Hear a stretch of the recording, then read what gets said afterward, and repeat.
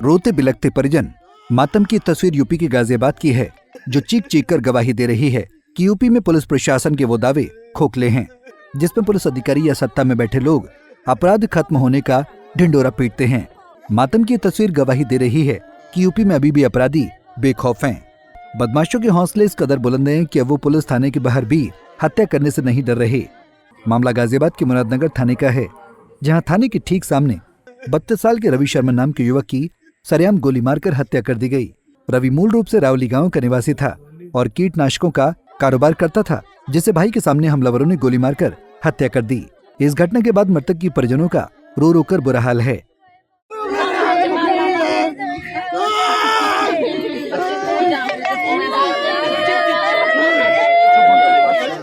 दरअसल बुधवार रात रास्ते से कार निकालने को लेकर रवि शर्मा का गांव के ही अजय और मोंटी के बीच विवाद हुआ था। मामूली विवाद इतना ज्यादा बढ़ गया कि आरोपी अजय और मोंटी ने रवि के घर पर फायरिंग कर दी। जब इसकी शिकायत लेकर रवि शर्मा मुरादनगर थाने पहुंचा तो थाने के बाहर ही अजय और मोंटी ने गोली मारकर रवि की हत्या कर दी गई और बड़े आराम से दोनों आरोपी फरार हो गए। गोली मार दी मेरे भाई के। कहाँ पे मारी थी? मुरादनगर थाने के सामने। कितने लोगों ने मारी है? 2 जने थे, एक ने मारने वाला था, मारने वाला मोंटी था। मोंटी एक जने ने मारी है। कितनी गोली मारी?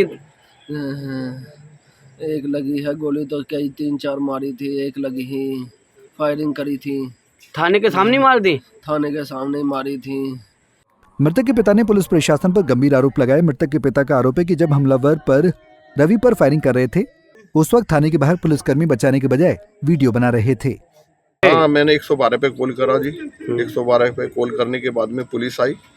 पुलिस को तहरीर वगैरह हमने दी, तो तहरीर देने के बाद में पुलिस कहने लगी चलो आप थाने चलो। चाहते तो हम तहरीर दे दी थी, हम दिन में भी आ सकते थे, लेकिन पुलिस के कहने के हिसाब से हम जो थाने में आए जी। तो उनके कहने से अब उनकी जो है गाड़ी आगे थी, हमारी पीछे थी। हमने जैसे ही अंदर गए, मैं तहरीर लिखवाने लगा तो गेट पे से गाड़ी में से 2 सवार वही लड़के दोनों, वो बाइक पे फिर आए और मेरे बेटे के गोली मार के चले। तो ये कहाँ मारी थी इन्होंने? मुरादनगर जस्ट थाने के सामने मारे हैं। और पुलिस वाले दोनों 4 पुलिसकर्मी वहाँ, जो मैं तो अंदर था, लेकिन मेरे गांव के जो और मेरे परिवार के लोग बता रहे हैं कि 4 पुलिसकर्मी वीडियो बना रहे थे। थाने में शिकायत दर्ज कराने पहुंचे युवक की सरेआम गोली मारकर हत्या की घटना से गाजियाबाद पुलिस सवालों के घेरे में है। बहरहाल युवक की हत्या के बाद पुलिस अब आरोपियों को जल्द पकड़ने का दावा कर रही है। दिनांक 18/6/25 को थाना मुरादनगर पर एक सूचना आई कि मिलक रावली गांव में एक रविंदर शर्मा है, जिनके घर पर कुछ लोगों द्वारा फायरिंग की गई है। इस सूचना पर तत्काल चौकी की फोर्स तथा थाने की फोर्स गई और वहां पर छानबीन किया तथा जो आरोपी था मोंटी, उसके घर पर उसकी तलाश भी की गई, वहां पर वो मौजूद नहीं मिला। इसके उपरांत रविंदर शर्मा तथा उनके परिजनों द्वारा थाने पर आकर के FIR दर्ज कराने की प्रक्रिया की जा रही थी। इस दौरान कुछ लोग, उनके परिजन तथा उनके कुछ परिचित थाने के बाहर सड़क पर थे। वहाँ पर उनको सड़क के दूसरी तरफ आरोपी मोंटी और उसके साथ अजय दिखाई दिया। इन लोगों द्वारा उसे रोकने का प्रयास किया गया है। इसी दौरान मोंटी द्वारा फायर किया गया, जिसमें रविंदर शर्मा के पुत्र रवि शर्मा को गोली लगी, जिन्हें अस्पताल ले जाया गया, जहाँ पर उनकी मृत्यु हो गई। इसके उपरांत परिजनों द्वारा, रविंदर शर्मा द्वारा तथा उनके परिजनों द्वारा एक तहरीर दी गई। इस तहरीर में मोंटी और उसी गांव को मोंटी और अजय को आरोपी बनाया गया है।